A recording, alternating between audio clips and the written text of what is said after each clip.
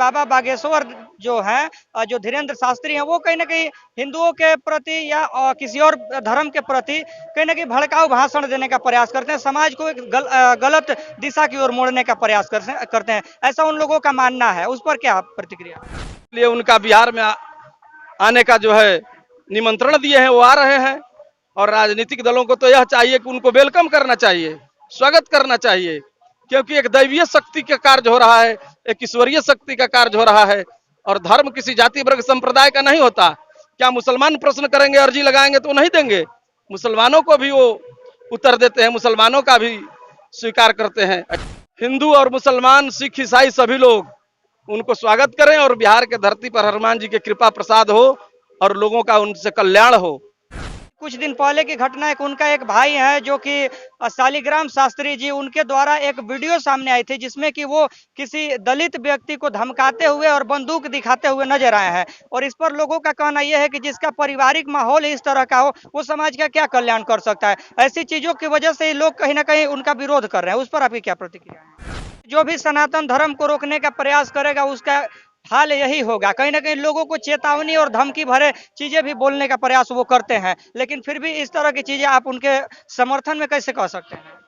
कभी उग्र रूप में भी कहने लग जाते हैं कि जो भी सनातन धर्म से खिलवाड़ करेगा उसका हश्र यही होगा, उसको बर्बाद कर दिया जाएगा, उसको ये कर दीजिए, वो कर दिया जाएगा। इसका प्रमाण सभी लोगों के पास है, लेकिन फिर भी आप समर्थन उनका कैसे कर सकते हैं और कह रहे हैं कि आप बाबा बागेश्वर हम ऐसा नहीं कह रहे हैं, ऐसा नहीं करते हैं। बाबा आसाराम, बाबा राम रहीम को भी इसी तरह समर्थन दिया करते थे, लेकिन जब उनकी कार्यों को लोगों के सामने लाया गया, जब उनके कार्यों को सामने आ गया, जब उनका सारा कार्य, तो कहीं ना कहीं अब लोग विरोध करें। तो एक ये भी प्रश्न उठता है कि क्या बागेश्वर बाबा भी उन बाबाओं की तरह ही आगे चल करके कार्य करेंगे या इसी तरह से समाज का कल्याण करते रहेंगे? एक संत महापुरुष हमारे साथ जुड़ चुके हैं, और वो क्या है और उनसे बातें करने का प्रयास करें, उनका परिचय लेंगे। और जहां तक हमको मालूम चला है कि ये बाबा बागेश्वर धाम जो कि बाबा धीरेन्द्र शास्त्री हैं उनके सपोर्टर हैं, यानी कि उन्हीं के कहीं ना कहीं कार्यकर्ता है। क्या है, उनसे बातें करने का प्रयास करेंगे। सबसे पहले तो परिचय दे दीजिए सर। मैं सुबोधानंद, ब्रह्मचारी सुबोधानंद जी महाराज, आलोपी बाग इलाहाबाद वासुदेवानंद सरस्वती का शिष्य हूँ। नारायणी सेना का सक्रिय सदस्य हूँ। नारायणी सेना के बारे में बता दीजिए, जो लोग नहीं जानते कि नारायणी सेना है क्या। नारायणी सेना एक धार्मिक संतों का एक संगठन है जो वासुदेवानंद सरस्वती शंकराचार्य जी महाराज के द्वारा स्थापित किया गया है। कहीं भी धर्म के विषय में अगर कोई धर्म विरोधी कार्यक्रम हो रहा है या कोई साधु संत को सता रहा है, कोई धार्मिक स्थल को नष्ट कर रहा है या सनातन धर्म पर कहीं भी कोई कुठाराघात हो रहा है तो उसको रोकने का काम करती है।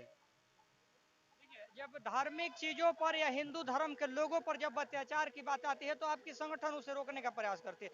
तो बहुत सारी जगहों पर ऐसा होता है कि हिंदू धर्म के ही लोग, सनातन धर्म के ही लोग कहीं ना कहीं एक दूसरे पर कोई लोअर कास्ट का है, कोई अपर कास्ट का है, तो वो दो लोग अपने में ही मतभेद करके आपसी मतभेद को कहीं ना कहीं एक बड़ा रूप दे देते हैं और ऐसी चीजों में किसी की हत्या और ये सारी चीजें भी हो जाती है। तो क्या ये कितनी परसेंट सच है आपकी नजर से, होनी चाहिए नहीं होनी चाहिए, कुछ अपनी राय इस पर बताइए। सनातन तो कास्ट की बात ही नहीं करता है। सनातन में कृष्ण हुए, रविदास हुए, जो भी संत हुए, जो भी तपस्वी और त्यागी हुए, उनके शरणों में हर जाति के लोग आकर आश्रय पाए।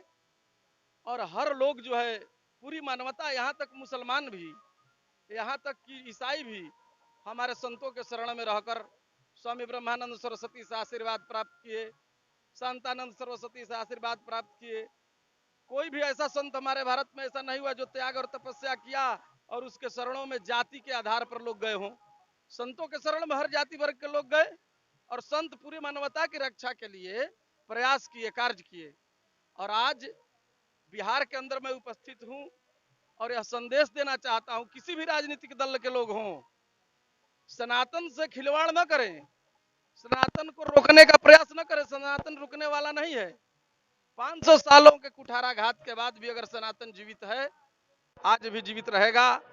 और जहां तक बात रही बिहार में 13 तारीख को बागेश्वर धाम कृष्णचंद्र शास्त्री जी आ रहे हैं, उनको रोकने का एक राजनीतिक दल जो है वह प्रयास कर रहा है।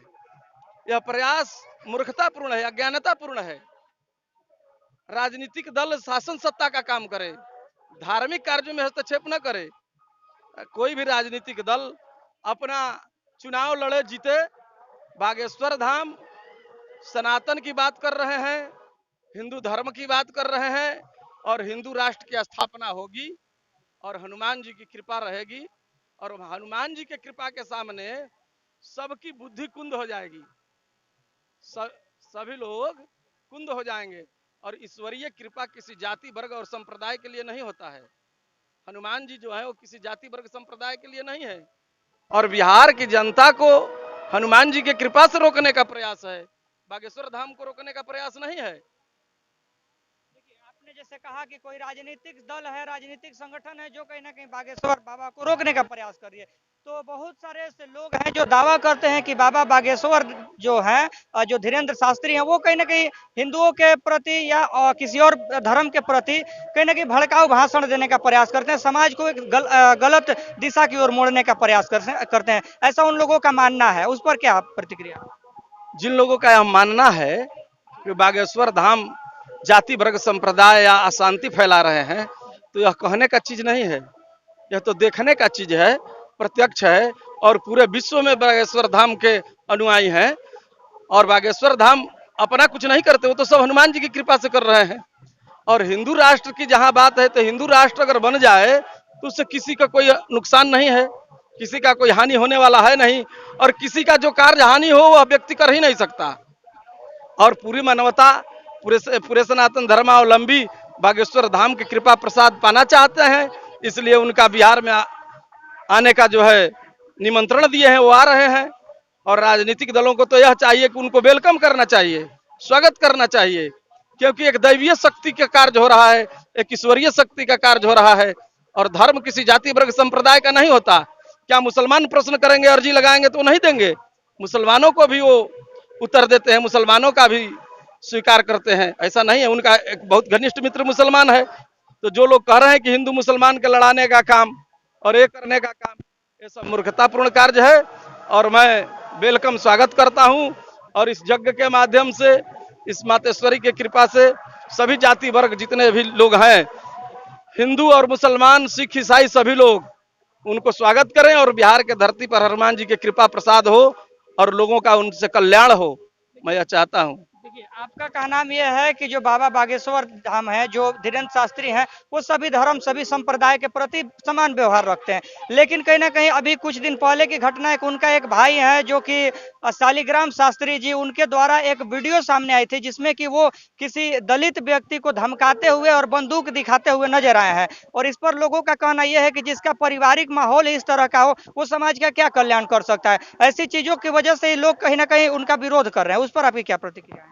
उनके भाई क्या कर रहे हैं, मैं ही साधी हूं, और मेरा भाई क्या कर रहा है उससे मुझको कोई लेना देना नहीं है।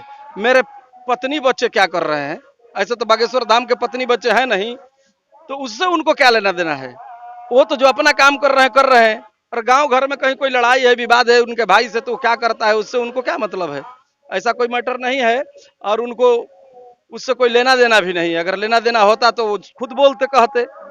उन्होंने समर्थन भी किया था कि जो भी सनातन धर्म को रोकने का प्रयास करेगा उसका हाल यही होगा। कहीं ना कहीं लोगों को चेतावनी और धमकी भरे चीजें भी बोलने का प्रयास वो करते हैं, लेकिन फिर भी इस तरह की चीजें आप उनके समर्थन में कैसे कह सकते हैं? नहीं, उनके समर्थन में मैं यह कह सकता हूं कि धमकाने और डरवाने का तो प्रश्न ही नहीं है। सनातन धर्म के जो लोग हैं वो किसी को धमकाते डरवाते नहीं हैं, और ना ही डरवा करके और धमका करके कुछ भी करते हैं। स्वतः स्वाभाविक सरल रूप से करते हैं, और सरल रूप से होता भी है।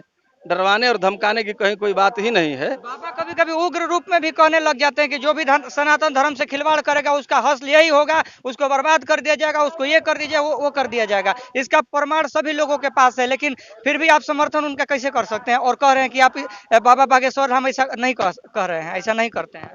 अहिंसा परमो धर्म, धर्म अहिंसा तथैव च। अगर कोई मुझको मारेगा तो हम उससे प्यार कब तक करेंगे? बागेश्वर धाम कहीं जा रहा है, कोई मारने लगे, कोई हमला कर दे, तो उसके वहां तो हिंसा होगी ही। और सनातन धर्म के विरोध में अगर कोई बोलता है, सनातन धर्म के विरोध में कोई आता है, तो हम लोग सनातन धर्मावलंबी है, उसका तो विरोध करेंगे ही, उससे संघर्ष करेंगे ही। देखिए, आप ही की तरह और भी लोग हैं जो कहीं ना कहीं बाबा आसाराम, बाबा राम रहीम को भी इसी तरह समर्थन दिया करते थे, लेकिन जब उनके कार्यों को लोगों के सामने लाया गया, जब उनके कार्यों को सामने आ गया, जब उनका सारा कार्य, तो कहीं ना कहीं अब लोग विरोध करें। तो एक ये भी प्रश्न उठता है कि क्या बागेश्वर बाबा भी उन बाबाओं की तरह ही आगे चल करके कार्य करेंगे या इसी तरह से समाज का कल्याण करते रहेंगे? देखिए, आसाराम और राम रहीम में और बागेश्वर धाम में, आसाराम और राम रहीम के मैटर पर, विषय पर मैं कुछ नहीं कह सकता, क्योंकि जो होना था न्यायिक प्रक्रिया के तहत उसमें हो चुका है और उसमें और कुछ करने की कोई बात नहीं रही। दूसरी बात कि अगर आसाराम जो करते थे और जो कहते थे, साधु कोई बात कह रहा है और कर रहा है, तो उन्होंने जो कर किया, जो कहा, वो धर्म का उपदेश देते थे और बंद कमरे में वो क्या करते थे, यह तो कोई देखने नहीं जाता था। गांव के लोग, समाज के लोग, जैसे आज यहाँ जग हो रहा है तो लोग इकट्ठा हुए हैं, वो क्या देख रहे हैं कि क्या हो रहा है, उपदेश सुनते हैं, उपदेश के अनुसार अपना जीवन यापन करते हैं। और हम बंद कमरे में क्या कर रहे हैं वो तो देखने नहीं जाते। तो बंद कमरे में जो हुआ उसका परिणाम आज सामने है, आसाराम और राम रहीम का। और जो उन लोगों ने कहा उसका अनुसरण करके आज लाखों लोग कल्याण को प्राप्त कर रहे हैं। क्या लगता है कि इस तरह का कार्य कभी बाबा बागेश्वर के प्रति भी सामने आ सकता है या नहीं आ सकता? देखिए, हमारे धर्म की एक बहुत बड़ी महत्ता है, कौन कब क्या करेगा यह विधाता के हाथ में है। देव ऋषि नारद, देवताओं के ऋषि नारद तपस्वी थे, त्यागी थे, और उनको विचलित हुए तो जब तप जोग न हो यही काला, हे विधि मिलहि कवन विधि वाला। वो जब विश्व मोहिनी को देखे तो मोहित हो गए। तो ईश्वर की कृपा जब तक जिस पर बनी है तब तक त्यागी तपस्वी है, और ईश्वर की कृपा बदल गई तो वह क्या हो जाएगा, वो ईश्वर के हाथ में है। तो हम लोग ईश्वर के पराधीन हैं, जितने साधु संत हैं, और पूरा विश्व ईश्वर के पराधीन है। सनातन धर्म को मानने वाले लोग सब ईश्वर पर, परमात्मा पर, और परमात्मा के मर्जी किसी के मुट्ठी में नहीं है। और बागेश्वर धाम जो आज कर रहे हैं वर्तमान समय में, वो अच्छा कर रहे हैं, हनुमान जी की कृपा है। उनके कृपा से लाखों लोगों को लाभ हो रहा है, लाखों लोग अपने जीवन को सुधार रहे हैं। इसलिए मैं उनका समर्थन कर रहा हूं और समर्थन करता रहूंगा। और हनुमान जी की कृपा, संतों की कृपा होनी चाहिए, और संत के कृपा ही मानवता को सुखी कर सकती है, पूरे विश्व को अशांतियों से दूर रख सकता है, प्रति व्यक्ति के जीवन में आनंद की लहरा आ सकता है। बाकी दूसरा कोई उपाय नहीं है। आपकी नजर से उनको बिहार में आना चाहिए और लोगों को उपदेश देना चाहिए कि नहीं देना चाहिए? बिल्कुल देना चाहिए।